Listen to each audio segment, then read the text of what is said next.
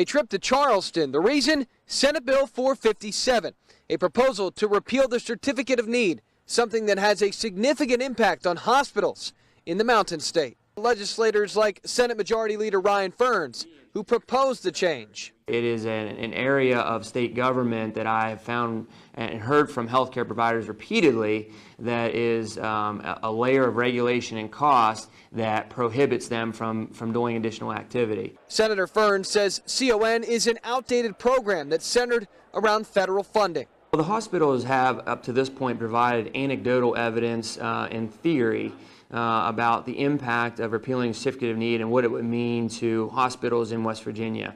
What I actually did was looked at the data on a national scale. There have been a number of states that have eliminated certificate of need, and I looked to see what happened in those states. And what the data actually shows is that hospitals that, states that repeal the certificate of need see a 30% increase in hospitals per capita in those states. There's also, the data also supports that quality of care goes up in states that repeal the certificate of need. And if you think that increased competition in healthcare is a negative impact, as I'm sure many hospitals do, it's much easier to work as a monopoly.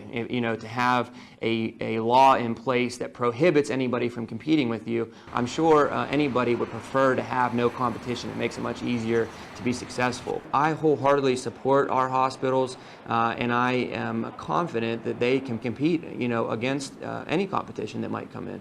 No rationale behind why I would choose to support one hospital over another. Neither situation benefits me personally. I don't have any personal relationships with any of the folks at OVMC. I'm aware of who they are. I know them personally, but I don't have any, there's no reason for me to support one hospital over the other. Now, Senator Ferns is steadfast in his desire to repeal the certificate of need, but others here in the legislature say that they have plans for the certificate of need that don't include a full repeal.